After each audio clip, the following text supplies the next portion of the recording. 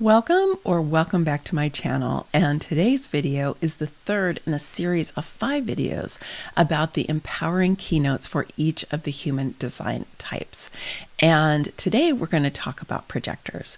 And I'm excited to talk about projectors because I think a lot of times when people find out they're a projector, they sort of feel like they got the short straw, like they were sent into the wrong house by the sorting hat in Harry Potter, right?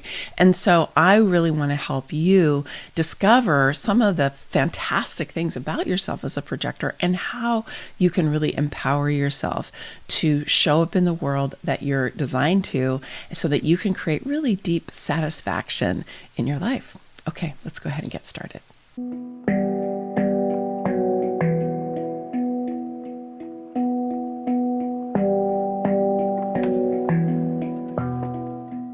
Empowering keynote number 1 is to really value yourself and value what it is that you're bringing into the world. This, of course, is important for everyone, but it's particularly important for projectors because you do want to be invited, and in order to be invited, you need to be recognized. And in order to be recognized, you need to own your value, right? Because you want to be really radiating this sense of the value that you are just as a human being, because you are valuable just because you're here. You're an aspect of the web of life. There's only ever going to be one of you ever in the whole universe. And if you're not bringing your gifts, talent, skills, and life experience, which is what I call your soul signature, if you're not bringing that into the world, there's going to be a hole in the web of life where you and your contribution was designed to be. So I really want to encourage you to own your value and to own what it is that you're bringing into the world and what your contribution is, even if you're not 100% clear about what that contribution is, even if you're not, clear always about what you feel like your purpose is, even if you're still engaging with your life to discover what some of those things are. Part of it is just being fully engaged in the journey. It's about being engaged in the processes of life and of sorting out what your true interests are. What are you drawn to? What are the things you want to see created in the world? What are the things you want to see healed in the world? Where do you think our evolutionary path needs to go? And of course, there's a gazillion ways that any of those, you could go with any of those. But you want to get kind of more and more and more clear about what's really true for you. Now, the reason that this is important is that projectors do not have long-term sustainable energy because you do not have a defined sacral, which is the one motor which is consistent long-term sustainable energy. You don't have that sacral energy, and so you don't have the energy to keep up with generators, and especially manifesting generators, all the time. Some of the time, sure, but not all the time. And so being recognized and invited actually protects you from dispersing your energy, trying to go out there to make things happen, to get people to notice you, to try to make things happen using your life force energy to do that, because you don't have that much life force energy. You don't. And so you want to protect that part of you, and being recognized and being invited will do that. It's really kind of a beautiful way that the system works. But in order to be recognized, you really want to be in touch with what it is that you think people can recognize you for, right? It kind of makes sense. So you may have a sense of that, and you want to get really, really clear with it, and you want to own it. You want to embody it. You want to express it, not necessarily even verbally, although you can express it verbally, but you want to feel like it's just radiating out of you. And the more that you do that, the more you're going to set yourself up to be recognized and then to be invited. Now, let's just have a little caveat here about this piece about invitations, because sometimes people are really confused about that because they think, what, do I need to sit at home on my sofa and wait for the phone to ring? It's like, no, you don't want to do that. Some of the times you might, but you really can be engaged with your life. The invitations is really for the big things in life. Okay, so things like, a new job, a new business, a new relationship, moving to a new place, making some kind of big life shift, like whether to have kids or not. These are big things in life that you really want to feel into and use your authority, because usually, not all the time, but usually projectors are designed to really kind of talk through possibilities so that they can process those possibilities through talking them out, and then they'll get to clarity that way. Okay, so you want to be invited, though, along with that when you're talking about really big things in life, because it'll protect you from squandering your energy, because you don't have that much energy, like I was just saying a minute ago. Okay, so that's what you really want to be invited into. You don't have to just be invited to go out to dinner. You don't have to be invited to go to the movies, although it's nice to be invited to those things, right? You don't have to do that. So I hope that's helpful for you to make some distinctions about the places and the times and the kinds of topics that you really want to make sure that you are waiting for the invitation, and others where, you can go ahead and make more decisions for yourself. I always encourage you to use your authority, especially if it's kind of in the middle of significance, that decision, right? You always use your authority because it will help protect you as well. Empowering keynote number 2 is to juice up your magnetism. Yeah, so we're just talking about being magnetic, right? And one component of that is for you to be clear about you owning your value, right? And owning the value of what it is that you're here to provide. But there is something called the magnetic monopole, which lives in the G center. So the G center is, if you have it defined in your chart, it's the yellow diamond, right? And it's what we think of as the heart center. And the G center has the gate 2, which is at the bottom of the G center. And it's where the magnetic monopole lives in the human design system. And it's what it sounds like. It is a magnet with only one pole. That's why it's a monopole. And all it does is attract. And this is how we attract things into our life. And the magnetic monopole attracts things into our life based on our emotional energy about something. Okay. And it also has to do with our baseline frequency, right? The quality of our energy, if you will, right? And so you want to always be raising the quality of your energy so that you're in a state of gratitude and compassion and possibility and aliveness and vitality, and positive anticipation, excitement, enthusiasm, right? As much as you can, you want to be raising up your frequency and your emotional tone so that the magnetic monopole will become magnetic to the things that you're really interested in, right? Because when you are owning your value and you know what you're here to contribute, or you're in the process of exploring that, right? Because it may be that this will really unfold over the course of your life. For some people, it really does. It changes every few years, and that's okay. But it's more about being really engaged with it. And the more that you do that, the more that you're emotionally involved in it, the more you're in a state of positive anticipation, the more that magnetic monopole is going to call to you that recognition that you want and that you deserve, and the invitations that are going to help you to make the next steps in those really big areas of your life. Now, in order to do this, it's really helpful if you have a spiritual orientation to life, because many of us, certainly me, most people I know, were trained that we have to go out and make things happen, right? We were trained to be manifestors. And so we believe that, if it's to be, it's up to me. And then if I don't go and make it happen, nothing's going to happen. And so this is a deeply embedded mindset that a lot of us have. And a lot of times when I've worked with projector clients, they come to me because they're usually pretty burned out because they've been trying to make things happen. They're working way against their design, and they're trying to be like manifestors or manifesting generators. And it's not working for them either. They're not getting what they want either, and they're getting burned out.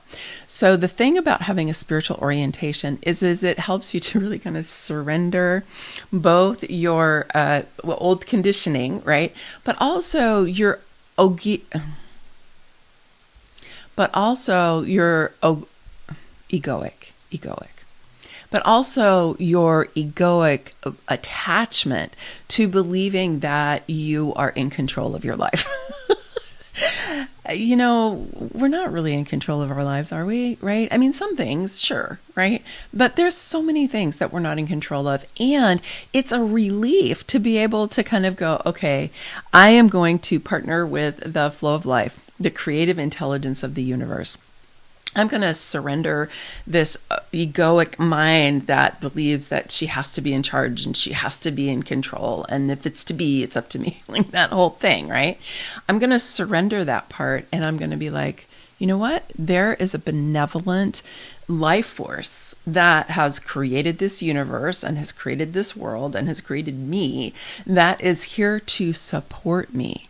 And that when I am in the right vibration and when I'm focusing on what I want instead of what I don't want, I'll talk more about that in a minute, then the invitations are going to come, the recognition is going to come, because that benevolent creative force is going, oh, that's what you want. That's what you're getting involved in. I can see your light now. You're really like radiating. I can see you. Let me, encourage some people to come and check you out, because they're actually looking for you.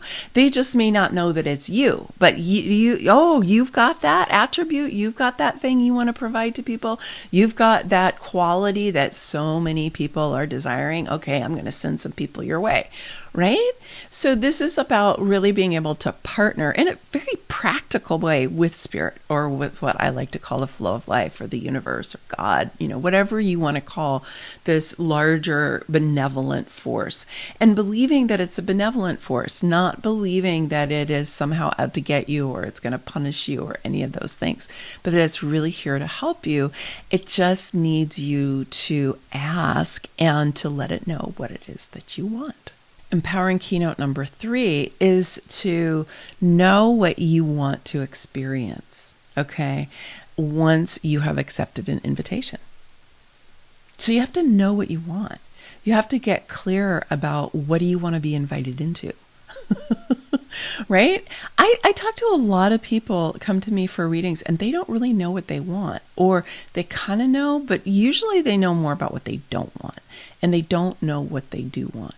And if they have an inkling of what they not want, they don't necessarily have a lot of texture to it. They don't necessarily have a lot of descriptive qualities that they can say, right? So one of the things that you can do is to get really, really clear about what do you want to be invited into? What do you want to do? If you're thinking about this as a new job, what do you want the qualities of that new job to be? What are the characteristics? How do you want to feel when you're there, right? Or if it's a new relationship, if it's a new love relationship, what would you like that to feel like? What would you like the qualities of that relationship to be? Right? So just be thinking about and feeling into what is it that is your heart desire, so that as you're juicing up your magnetism, you're juicing up this thing that you really want, that you really want to be invited into. So clarity, clarity, clarity. Even if some of the specifics, a lot of times what I say to people is get clear about the qualities of what you want to experience and how you want to feel, and be more open about the form.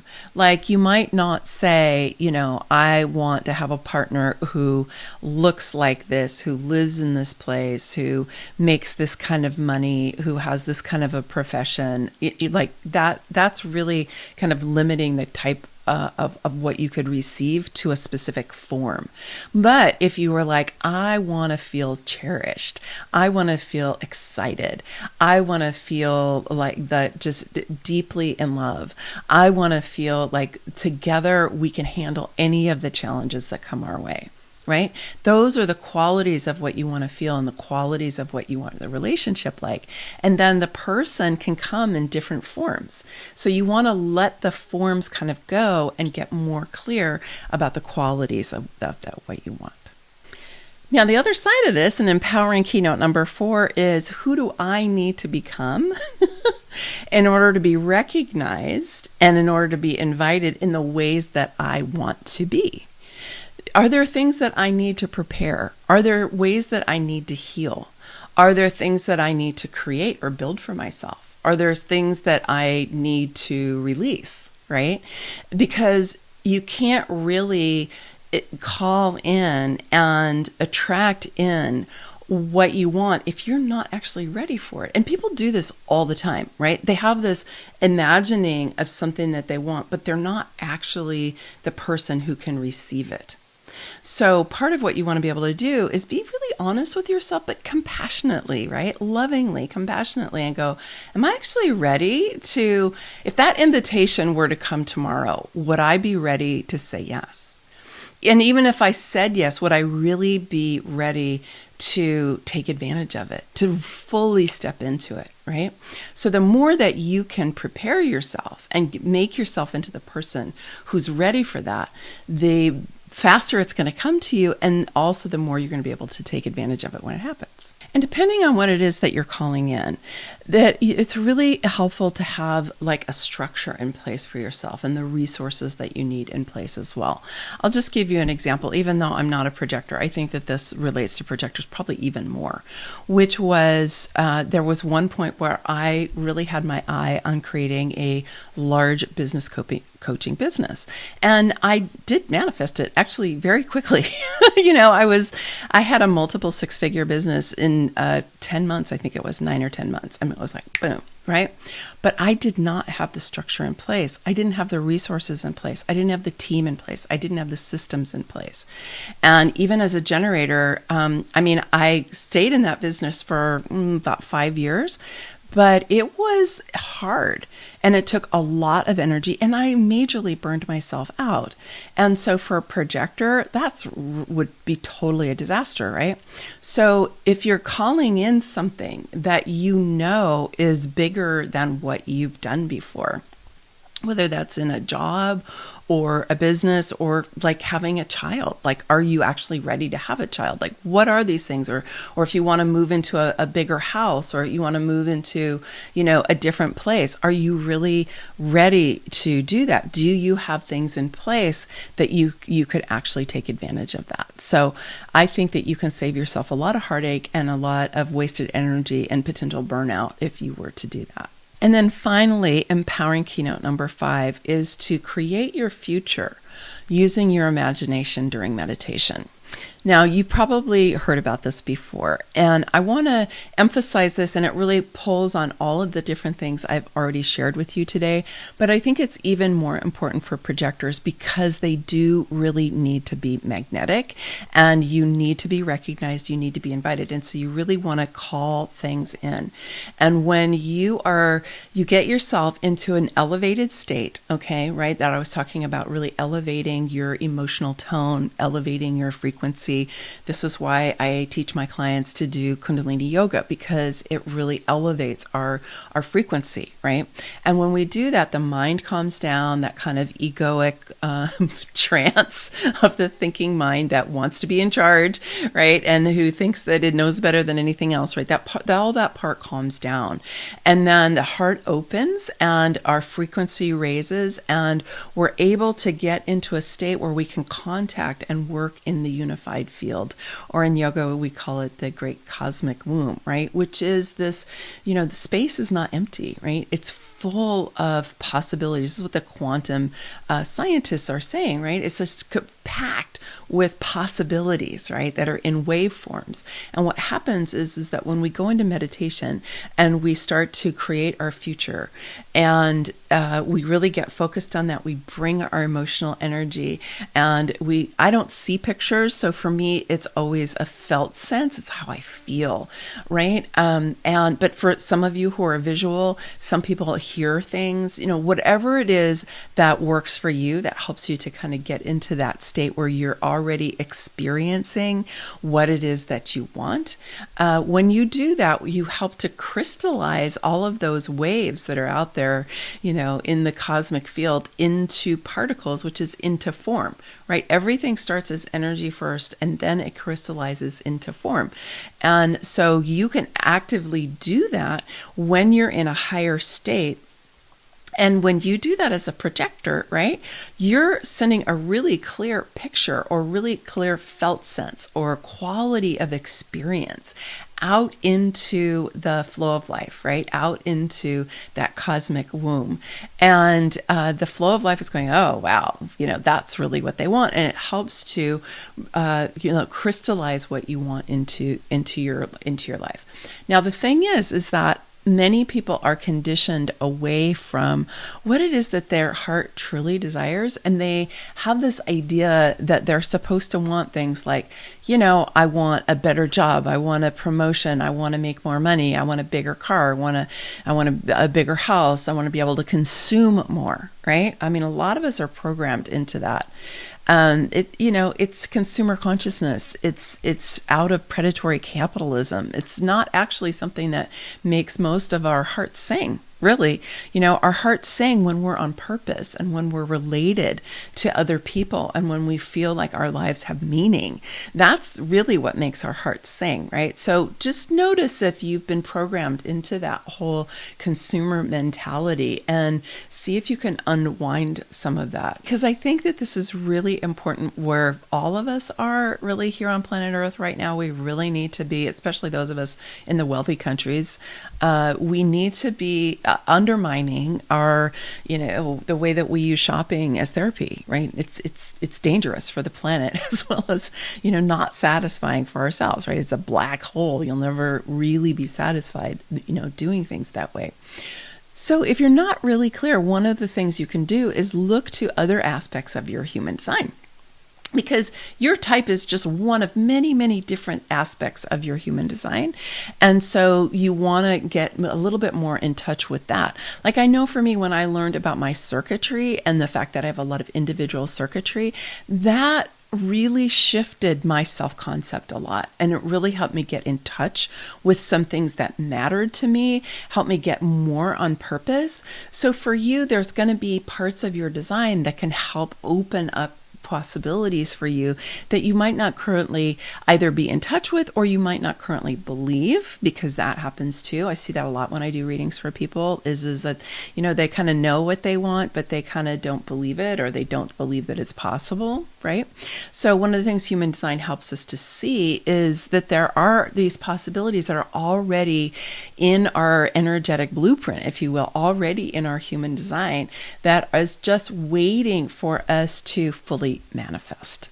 And if you'd like to know more about your own human design, and when you would like support to be able to read your chart and to get more in touch with what it can show you, I invite you as a projector to come and do a human design reading with me. You get a 90-minute human design reading followed by a half-hour integration session the following week, because I've found that the integration sessions are really helpful. It's a lot of information that comes in a 90-minute session. And so we do an integration session afterwards. And then you also get a 75-page ebook called Transform Your Life with Human Design, and also the deep dive journal, which is like 25 pages or so, that guides you all the way through Transform Your Life with Human Design. You also get the deep dive journal that guides you all the way through the book Transform Your Life with Human Design and helps you apply the human design system to your life, so that you can really live that. And so I like to give that to people I do readings for, because I found that it's really helpful for them to understand not just, the specific different names and stuff of, the different channels and centers and gates that they have and things like that, but actually to learn to live their human design. And that's really my purpose with sharing with you about human design and doing the work that I do, is to help to live your design, because I've seen the way that it has dramatically transformed my life and the lives of my clients. Okay, that's my video for today. I would love it if you gave me a like, if you subscribe to the channel, if you would leave a comment and let me know, what did you get out of this video today? And if there are things that you identify that you feel might be in your way, or if there's things that I shared today that you're like, I already mastered that one. I would love to hear any of your comments. Okay, many blessings, much love.